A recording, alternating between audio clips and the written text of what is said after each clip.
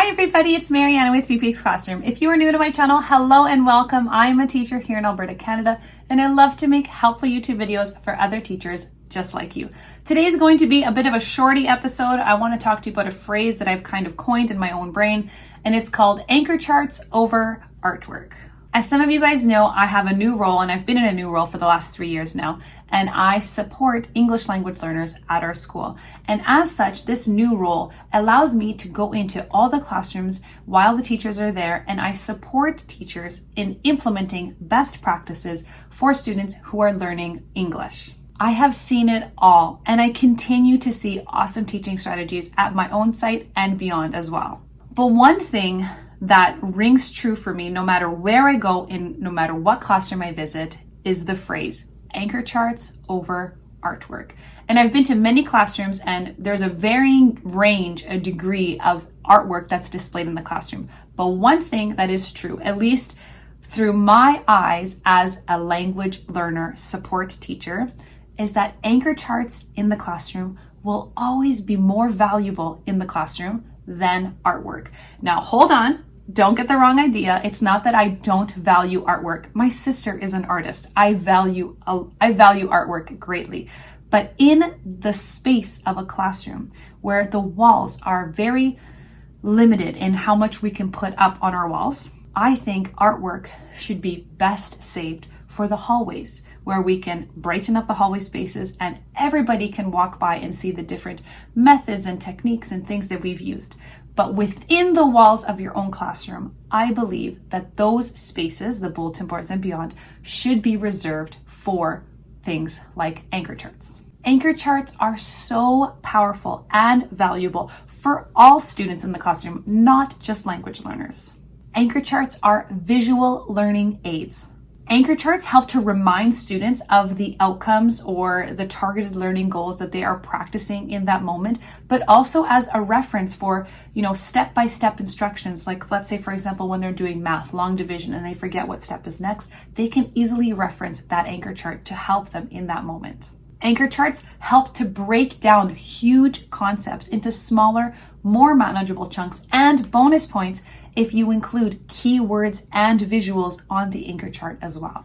Anchor charts help to promote independence in students as well. When they have access to anchor charts, they can reference them and they can guide their own learning as well, because they don't have to constantly be interrupted by going up to the teacher or going to the computer to be, typing in or translating. They can reference an anchor chart and it can help guide their learning as well.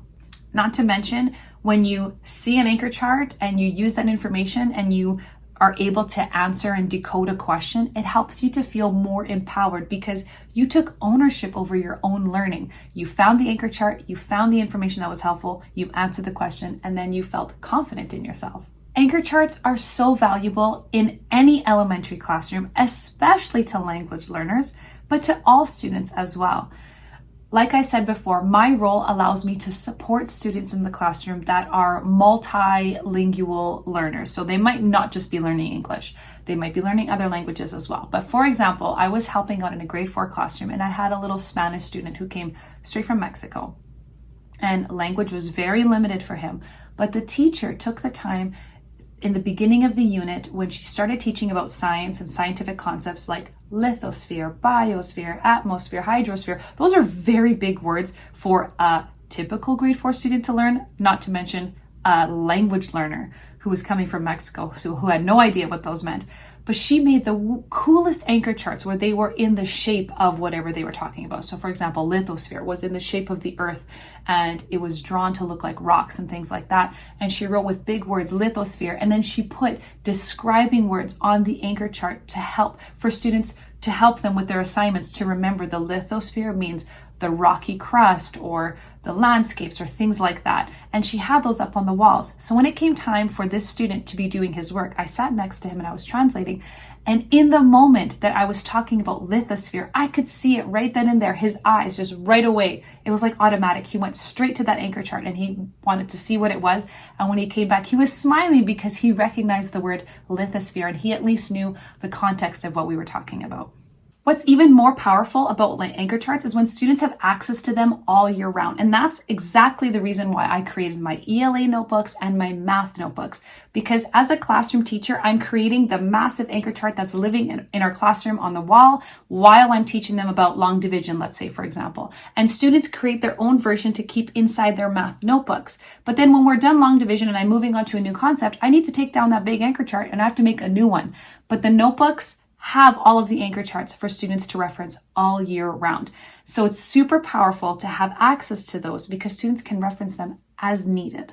If you're curious to know more about my ELA or my math notebooks where we break down every single concept that the student needs to learn in grade 3, grade 4, grade 5, I'm also working on grade 2 and 6 right now. You can check out the link in the description of this video. It'll take you to my TPT store, 3 Peaks Classroom, and there you'll be able to see my reading strategies notebook, writing strategies notebook, grammar and conventions notebook, and then all of the math units that students need to learn in any grade that they're in. I have notebooks for all of those that students can reference. They're basically a notebook filled with mini reference pages that will help them with any classroom assignment.